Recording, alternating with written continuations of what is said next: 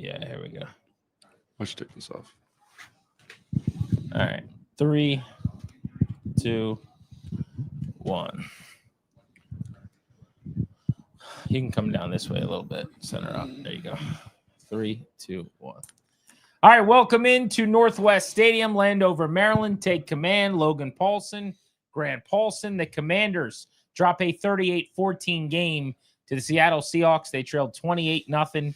Sam Darnold more touchdowns in this game than incompletions. And the big story, for the third time in his last 5 games played, Jaden Daniels leaves with an injury. This one looked serious. So Logan, start with that. Jaden Daniels, pretty gruesome looking injury to the elbow. What do we think? Yeah, I mean, I was standing right there on the sideline when it happened. It was one of those things where you just kind of see kind of that unusual movement of the elbow. And obviously, hearts and prayers and wishes, all that stuff go out to him and make sure he's doing okay. You know what I'm saying? But it's going to be, it looked to me like it was dislocated, and we'll see what the actual diagnosis is. But I just feel for him, and I feel for the team, feel for the fan base, really, because like I talking to Santana, talking to Beamish, talking to Fletch, like we're fans of this team, you know what I mean? And so we feel that he was the guy that kind of gave us that spark, gave us the opportunity potentially. And, now he's not there. It seems a little bit more bleak. You don't know timeline until we know, are there ligaments involved? Is there a fracture? Is it just a dislocation? But clearly, for the short term, they're going to be moving forward without him, which means more Marcus Mariota. We've seen plenty of Marcus already this year, and next up's the Lions to finish off this 3-game gauntlet. It's 4 straight losses for Washington. And more importantly, Logan, it's 3 straight losses of 21 or more points now, which has not happened for this team since 2001. It hasn't happened in the NFL since 2020 with the Jaguars. So I worry a little bit about like a locker room when things like that are happening. Give me some thoughts being in a locker room.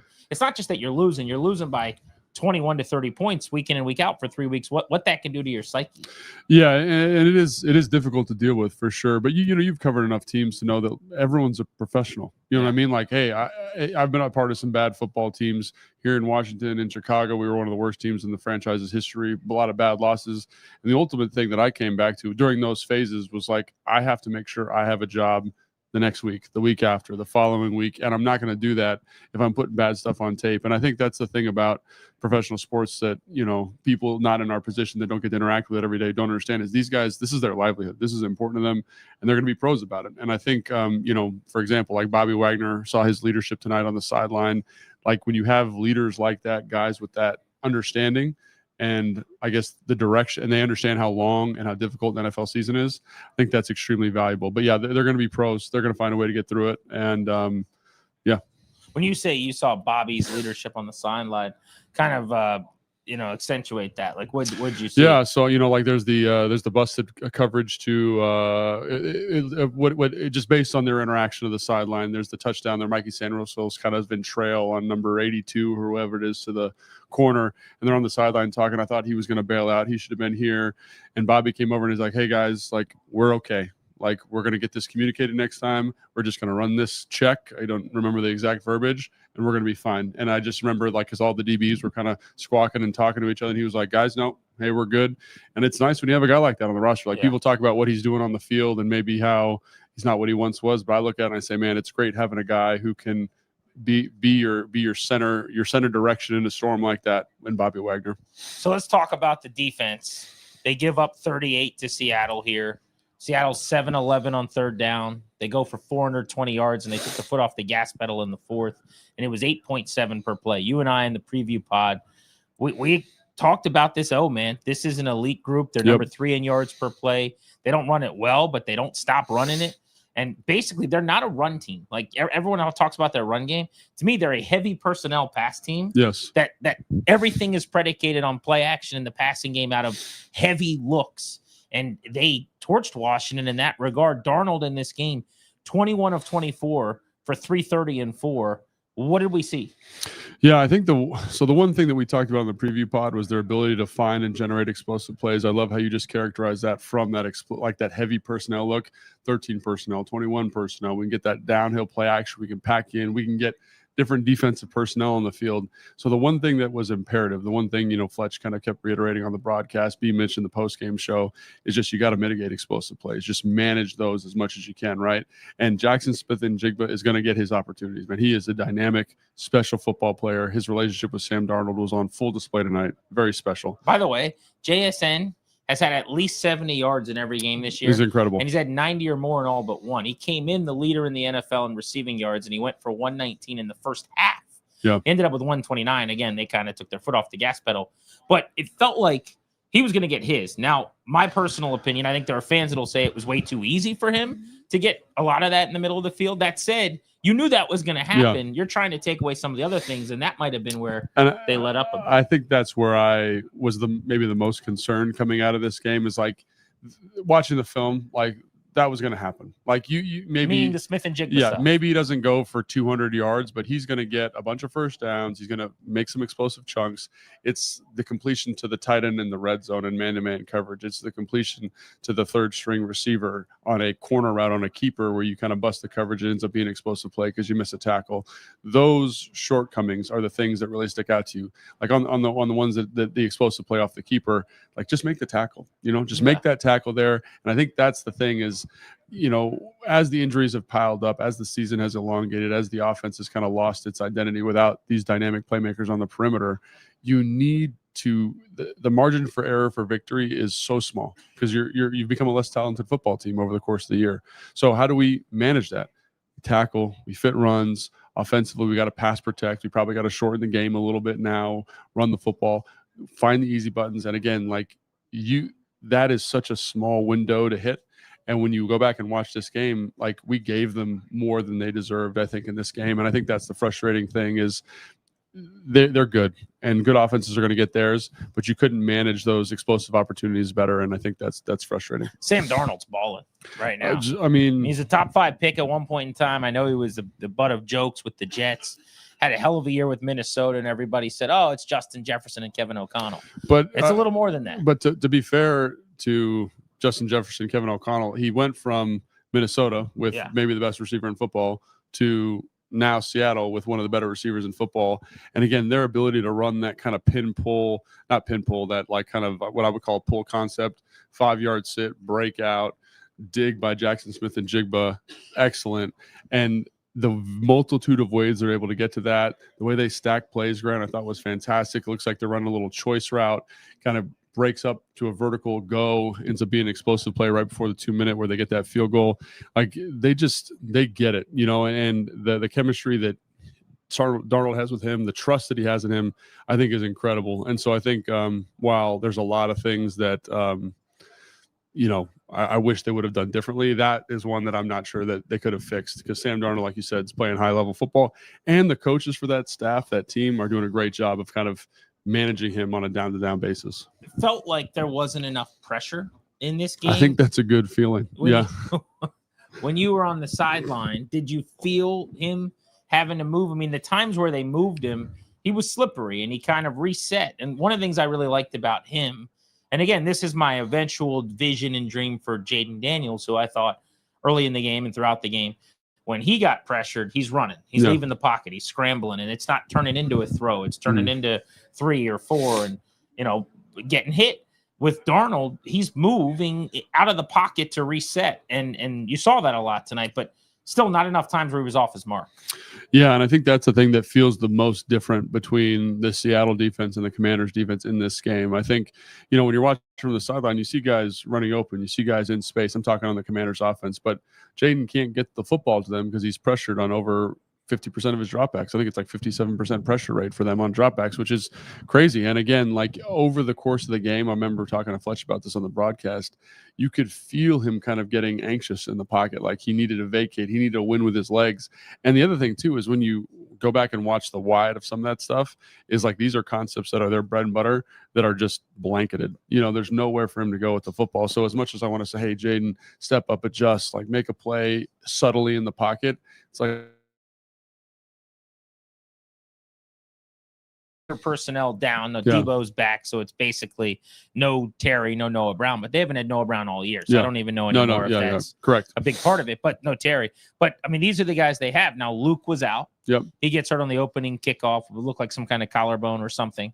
So he's in the locker room and unavailable. So you had Treylon Burks playing a lot. Yep. He caught a ball, I think, 1 for 14. But this was his debut. He's getting cardio basically. Yeah. But they had Bates split out at times. They had Ertz split out at times because they were down to just Debo, Lane, Burks, and Moore, who wasn't targeted in this game at wide receiver. Yep. But to that point, like, who's separating? And there are plenty of plays certainly where he's scrambling because nobody's getting open. That's definitely a thing.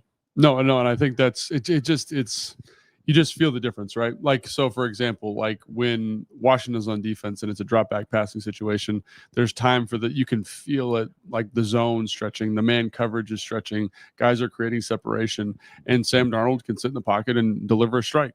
And with Jaden Daniels, it's like there was a play that I vividly remember. I think it was like one of the last third downs of the game in the third quarter where he's waiting for the corner route to come open. He's waiting. He's just kind of trying to anticipate the throw. They drop under it. There's nothing coming to his vision. It's like he's trying to do the right thing. He's trying to get the ball where it should go. The window's incredibly small. The pressure's in his face. He ends up taking a sack. And I'm just like, I'm not sure what I could reasonably ask him to do differently on that play. And I think that's the thing coming out of it was just like, and I feel for Cliff, man. I feel bad because it's really hard to game plan and scheme this way, when you have to, when that Seattle team is so good at stopping the run, right? When you are in all these drop back passing situations because you're playing from behind, it's just the team isn't built at this moment to win in those situations. And I think that's really challenging. But you spent your career mostly with the guy that I think gets receivers open better than anybody in Kyle Shanahan. Yeah. Mm-hmm. And I'm wondering, and I think someone at home could be saying, well, there's got to be a way, right? I mean, there is a way. Stack formations, bunch formations, getting free releases. Do we like they kind of line up? But I will say this about Kyle. One of the things about his offense when it's depleted is they do a really good job of living in these condensed formations like you're talking about and running the heck out of the football. Very similar to how Seattle does it, right? It's like almost like that Spider-Man meme, right? Like like just a different version but of so people know Clint Kubiak's from that tree. I mean, Gary Kubiak was Mike's OC for a long time. Yeah, so you have that kind of Spider-Man meme, like, it's the same. And so the offense is built from a personnel standpoint to do some of that stuff. This is built in a different way. This offensive background of Cliff is different, and there are tricks and tools that he uses to get guys open that I love and I think are really innovative. But again, when you're playing, the other thing I wanted to bring up with Kyle's system, it really helps when you're in a good game flow. Think about when they were rolling, going to Super Bowls, like the defense is playing good ball. They never don't have to run the football. They never don't have to kind of get away from the keeper play. They can be very deliberate about taking shots because they trust the defense. They're okay with their special teams, and they kind of do a great job patiently finding these explosive opportunities. And that, quite frankly, is what Seattle was doing prior to this and this offensive explosion we saw tonight. Yeah, they've got to find a way to hit on some things down the field. I know we've been saying this for a few weeks. Yeah. But to just soften some things up in the running game, to get some things going underneath. I know some of it was late in the game when it was out of hand, but frankly, most of the plays were because it got out of hand really quickly. I mean, it was 14-0. Jalen Lane fumbles the kickoff. One play later, it's 21-0. Yeah. And that was midway through the second quarter. That was unbelievable because two scores in less than 15 seconds. Because you're like 14-0, like that's less than ideal, but we can still operate here. Go get a drive. And I did feel like there was signs of life from the offense prior to that. Like I think they had a bad penalty, if I remember correctly, on the first drive. That kind of block. Yes, and so you're like, okay, well, without that penalty, they can go on a thing here. We get 7-14. We're in a ball game. Fumble the opening kickoff, man, and that's a disaster. And I think that's the other thing about this game is that everything that the Commanders need to do to win this game, be excellent on special teams, be hyper efficient on offense, limit the explosive plays defensively. They just weren't able to get there, right? They weren't able to play that brand of complementary football. And I'm not giving any great analysis here, but I think that's again, the margin for error is so incredibly small here. We need to be excellent on teams, hyper efficient on offense, very, very conservative in terms of keeping stuff in front of us on defense, and we just unfortunately weren't able to do it. I said chop block. It was block in the back. That's is right. What they That's called. right. That's right. Kind of a ticky tack foul on Biotish, I thought. But yeah, that killed their first drive, no doubt about it. Couple of other things. I thought Debo looked a little bit closer to what he had looked like earlier in the season. Some of those slants and crosses, yes. I agree. Especially he had the 22-yard catch and run. I think it actually went for 19. They brought it back. But 19-yard catch and run at one point. Like that was the guy we saw in the first month of the season. Some of that is maybe he's getting healthier with the heel. And you mentioned they haven't really gotten him the ball with a full head of steam. Yeah. Kind of the way that it works with him is you got to get the machine running. You're pre-starting the vehicle in the driveway. And like that finally happened. So that was good to see. They're going to need more of that against Detroit because the Lions are coming in here this week. They just lost today to the Vikings. They're going to be mad. Obviously, they're trying to avenge a playoff loss. I don't know how much you know about Dan Campbell, but he likes to really hold grudges against people and likes to score as many points as possible against teams he doesn't like. So they're going to need more Debo next week. You're going to need more Debo, and I think they're just going to need a more consistent effort across the board from a football standpoint, which is something that I'll be interested to see how they get to. You know what I mean? Like, where do you create the pass rush?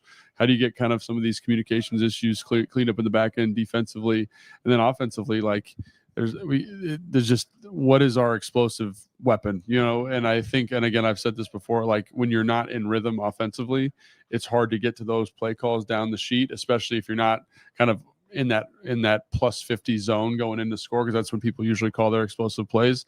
So again, Cliff's got to get in his bag. How do we get Debo the football? Who can provide that explosive element? Traylon Burks is a tall, long, good-looking son of a gun when he's running around in warm-ups. Looks good in the uniform. Yeah, so maybe he's got a little bit juice. He's a first-round player for a reason, so maybe you can get some athletic upside from that. But it's going to definitely be Cliff in his bag as much as possible, kind of engineering as much offense as he can. I know Traylon Burks has not done much in his career. Yeah. I could tell after looking at him why he went in the first round. You want him getting off the bus first. Yeah. One notable thing as far as the running back pecking order, it was a tough day at the office again for Bill. Ja'Cory Krosky-Merritt, 12 for 38, right around 3.2 per pop.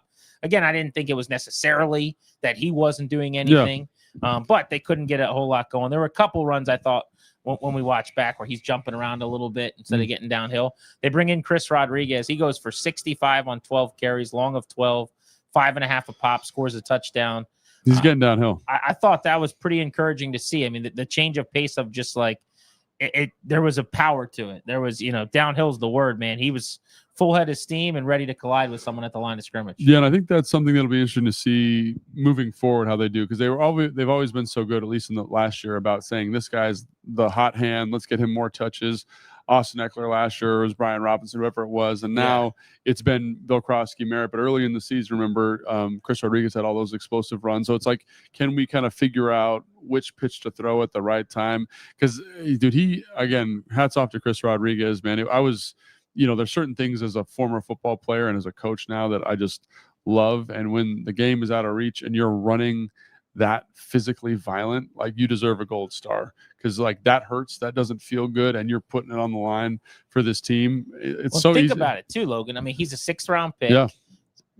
Different regime now, obviously, but that said, he's been a survivor in the league, and he's trying to earn carries. Yeah. I mean, he's been basically out of sight, out of mind, goes from borderline deactive to, just not used. So now he's finally getting ops. Yeah. He's desperate to show what he's got. And some of those carries, Grant, like being on the sideline, it's such a special experience to be down there, because, I mean, he is running into a brick wall, and he is doing it willingly and running his feet, and the offensive line's pushing him forward. There was a 3rd down that he was short on the carry, just kept it turning and fell forward, and just like, man, that's what I want, in that kind of situation. And again, this is not an indictment of Bill, because I thought Bill did some good stuff running the football, but I just think to highlight Chris and his physicality and his approach in this game, in a game that didn't have a lot of highlights in it, I think he was one that deserves a shout out.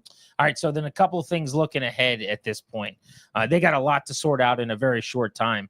Defensively, after a game like this where you give up almost 9 per play, about 420 yards, where it goes as badly as this one did, is there anything? I don't want to call it a short week, but it's late night Sunday. Kind of changes the algorithm a little bit. Is there anything you think they can do to, like, they've already talked about communication, they've already talked about simplifying. So if I'm a fan sitting at home, I'm going, just saying, well, we'll do better at some, like, what else can be done? No, right? I think that's a great question. I understand, because when I was walking up here, a fan stopped me and was like, what are we going to do?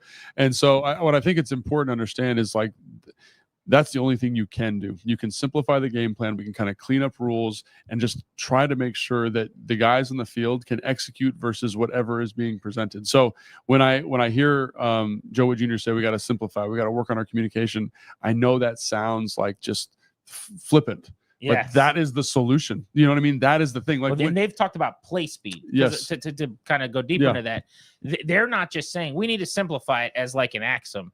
They're saying we need to make it simpler for our players so they're not thinking, so they can play faster.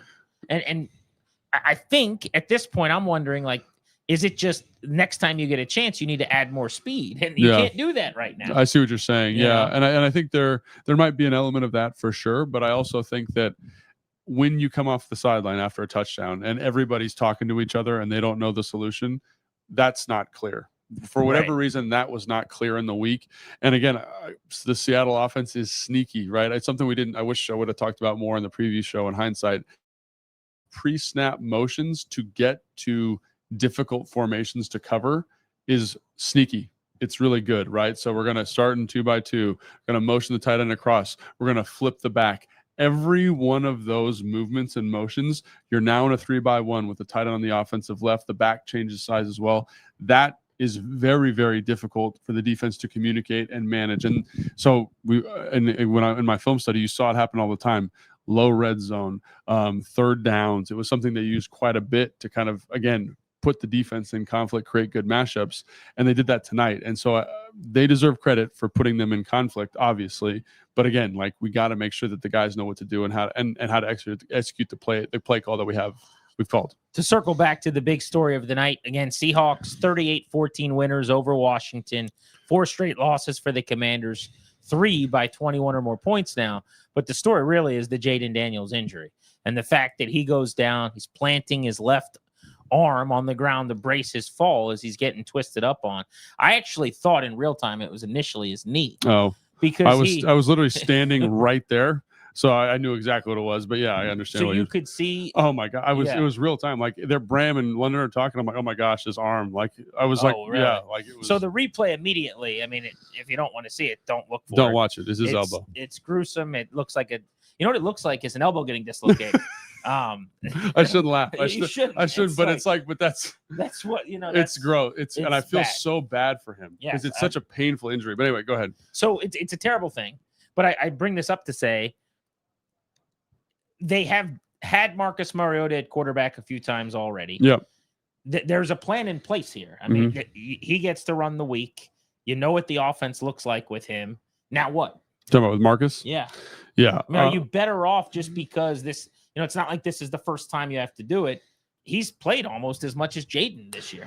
Yeah, I still think you run into some of the same issues. Like Jaden, I think when you look at tonight's game, like, he is elevating in a way that's unique to him. Totally. Right. And I think that's something that to give him his flowers. And Marcus, while a very talented player, is not the same player. And I think it just forces more evolution, more thought, more game plan, more defensive, more special team support for the offense. And so I think that's what I'd say is, like, yes, Marcus is good. I think you're in a good spot because he's played a lot of football this year and he's looked good. It's just, it's the same issue. Can we find explosive chunks? Can we find easy buttons? This is going to end up being a dumb point that I'm about to make, especially come Sunday against Detroit, probably. So I'm just going to make it anyway. And then everyone can tell me that I'm a fat goof. But the quick game element that Mariota can provide might help them a little bit. After a game where they just gave up pressures on 50-some% of dropbacks, when he plants, the ball comes out, and that quick game, they got to get back to that. It's such an interesting point you make, and it's such a unique observation because, like, one of the things that Jaden and this offense was so good at last year was finding the soft spots in zones and delivering the football. Now you can't do that because everyone's playing man coverage against you. Right. And so it's totally flipped this quick game element that you were living and surviving and dying with because it could offset some of your deficiencies in the run game because now you're getting all this man coverage. And so when you want to get the ball out quick in zone, it's like that guy's getting pressed up. That's a tough throw. I don't feel comfortable making that because the plug player is pushing over to that. So it's the lack of offensive firepower on the perimeter has not only affected the run game, it's affected the intermediate and short passing attack as well. And so that's the thing about Marcus. It's like, yeah, he's very talented at it, just like Jaden is, but it just hasn't been there in the same way. And I think that's something that's going to be I love the play down here in the low red where we fake the bubble and we run the slant and Jalen Lane catches the ball. That's great. That's a way to manufacture quick game. That was awesome. But you're only going to fall for the banana in the tailpipe so many times as a defense. You know what I'm saying? So I think that's something. Again, when I say this is going to be hard for Cliff, it is so hard for Cliff when you don't have the horses to execute some of the things that have been staples for your offense the last year and a half. No, I don't think anyone thinks Sunday is going to be easy. Well, I don't envy them. I mean, and you got more injuries to deal with after tonight. This has been a grueling season. I do. I feel for them. I feel for the staff. I really feel for the fans because I got to say, we can wrap it up here. But this atmosphere tonight before kickoff was special. It was so good. This is what I've dreamt about since I was a kid, is like a badass stadium with badass light show and like lasers. Everyone's wearing wristbands and they got lasers shooting on the field, and I don't know who's responsible, but all the people they brought in here from other organizations that are doing things like you see in other places, and it was all perfect. The social team batted 1,000 all week with all of the things. The uniforms looked amazing. All I want to talk about is that they look like the Redskins again, and I'm so happy about it. These are going to be their permanent uniforms hopefully next year. And then the game started. You know, I'm not even trying to be a jerk about it, but like it was all perfect. And then you had to play a football game, and it's just a bummer. Dan Quinn, to his credit, he crushed it, I thought, after the game. Talked about how furious he was, but he said, like, we missed our opportunity by a mile. Yeah. And he pointed all this out. He said, you know, you got one of your legends having his jersey retired. You got all these legends in the house. It's like the fans were unbelievable. The atmosphere was exactly what we basically have been looking forward to since we got here. He's like, and we just didn't deliver. And I think that's fair. Yeah, and I think that's one of the reasons I love Dan, is because like it's hard to face that. Yeah, it's hard to face a room of people asking you questions about why you didn't do a good job, and he did a great job of it. You know, kind of owning that, and that's something that I've always respected about him, is he's going to own the things he can control, and he's going to get back to the drawing board. And I think that's the thing that again I respect the hell out of him and the whole staff for, is because and really we talked about it at the beginning. It's like when you're a professional football player, when you're professional anything, got to go to work, and we got to make sure we put our best foot forward next week against a Detroit team who's not going to be messing around. It's like one of the reasons I really respect you too, is that you wear bucket hats. I'm a big bucket hat guy. Huge bucket hat guy. You flip the brim up too. Little Gulligan's Island, yeah. Yeah, it's like the guy who wore too much sunscreen on his nose and Salute Your Shorts. Do you remember that guy? I do remember that guy. That's a good bit, but I don't remember that guy's name. But yeah, you know who I'm talking about. I do, yeah. Mm-hmm. Sponge and Donkey Lips. Yeah, all those guys. Yeah. Mm-hmm. Very good. All right, Logan, you have earned yourself a delicious piece of kale tonight. Thank you. I'm excited, man. Yeah, and I just, again, man, like, feel so bad for Jaden. And I just, again, like, hopefully it's not a bad recovery, because, again, I've played with dudes, dislocated elbows, like you said, ligaments, all that kind of stuff. Well, so I don't know anything, but I texted with the doctor buddy, and he's like, if there's no ligaments or fracture, it's actually one of those things that looks a lot worse than it is. And it's fine, yeah. But that's a big if. I mean, we just don't know anything. But also, and again, like it's just anytime anybody gets hurt, the psychological toll it takes is so hard. And how about you could see that you were right there, yeah. So you could speak to this. But I mean, everyone on the knee around him, like it was clearly a wind out of the sails moment. Absolutely. And again, just feel for him. I was talking to a fan before I came up here, and he was like almost in tears talking about Jaden, you know, hurt and like the future of the franchise. And I was just like, I feel you, bud. And again, that's what, and this is not RG3. It's not the same thing. It's not the same type of injury, not the same caliber of injury, but it does feel like he was the thing that gave you that spark of hope. So wish him a speedy recovery. Hopes all is well. Hopefully everyone takes good care of him. So maybe next time Seattle's here, let's just not play any quarterbacks for that game. Just rung the wing tee. Yeah, exactly. Go just have me or you hand the ball off to Rodriguez and Ja'Cory Krosky-Bill. All right, for Logan, I'm Grant saying so long. Take Command is available 3 times a week. You can stream us on video, YouTube, 1067 The Fan, Team 980. You can podcast, download, subscribe, rate, review wherever you get your audio. Thank you for joining us. We've got a film breakdown on the game coming up in just a couple of days on Take Command.